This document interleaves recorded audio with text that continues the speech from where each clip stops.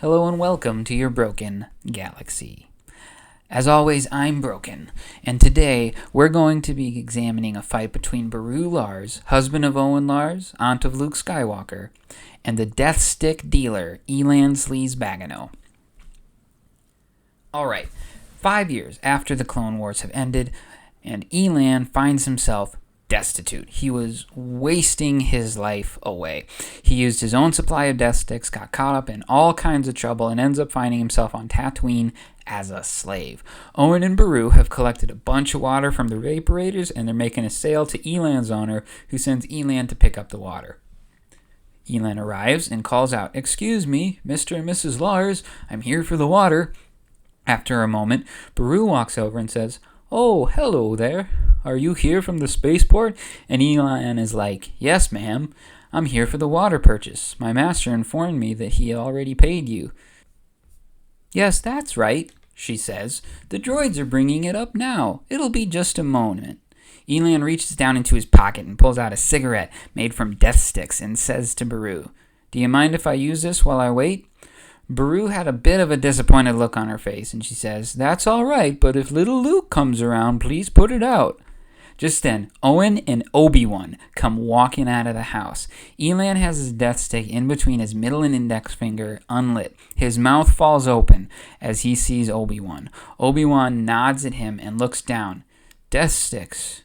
You may want to rethink that, my friend," he says as he and Owen pass by and walk away. Elan is transported back in his mind to a night about 9 years ago where he was in Coruscant in a club. He had the strangest sensation that he shouldn't be using death sticks anymore. He immediately got rid of his entire stock, vowing not to deal or use them anymore. He woke up the next morning like a new man, but after a couple days, his suppliers came around and had his thugs break his fingers and threw him in a box for a month. When he was finally let out, he was given death sticks and forced to use them.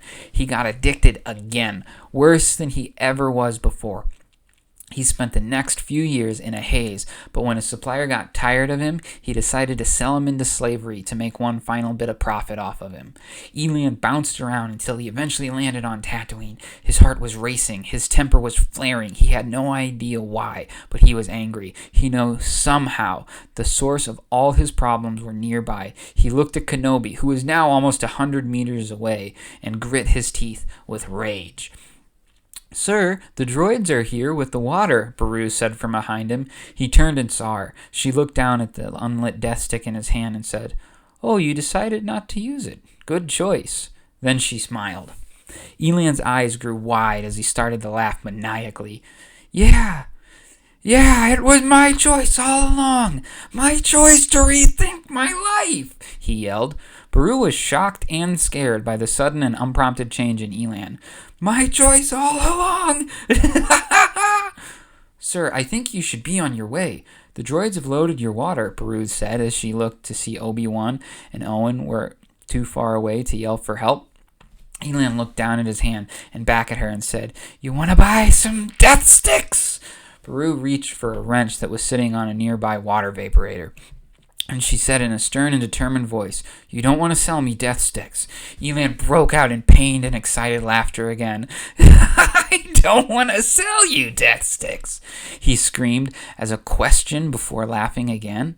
Beru planted her feet firmly and narrowed her eyes to focus on the man. He screamed, "Ah!" and ran at her. She swung the wrench as hard as she could as he reached out to grab her. It struck Elan's hand, breaking it. He dropped his death sticks and clutched it in his other hand as he looked down to see it was clearly broken. He looked back up and found that Beru was nowhere to be seen. "Oh, Miss Lars," he said, "I have something for you." He started searching the buildings, then noticed her footprints in the sand. He ran in the direction. As he rounded a corner of a building, he was able to just barely duck under the wrench that came swinging at his head. Beru turned it back on him and hit him in the jaw opposite of his good arm. Elan fell to one knee in pain as Beru brought the wrench up over her head to strike down at him. But Elan jumped into her with a shoulder and tackled her and brought her to the ground. He grabbed at her with his good hand, but since he couldn't use his other hand, he didn't have the leverage he wanted. After a moment, he headbutted her. It almost made her black out, but of course it hurt him too. He started laughing and reached in his pocket to pull out another death stick. Beru used this chance to strike him hard in his broken jaw. He fell to the ground again, and Beru got up and grabbed at a meter-long rod from a pile of supplies. She swung it at Elan, but he ducked under it and smacked her in the face with his good hand, knocking her to the ground. He grabbed an equal-sized rod and started laughing again. "I think you like death sticks," he said. Beru looked up at him and picked herself up. They both had pointed metal rods now. "I think maybe it's time you go home," she said.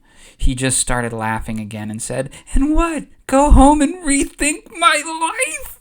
He swung the rod at Beru, who ducked underneath it, used her free hand to grab some sand from the ground, and sprang up, throwing it in his face.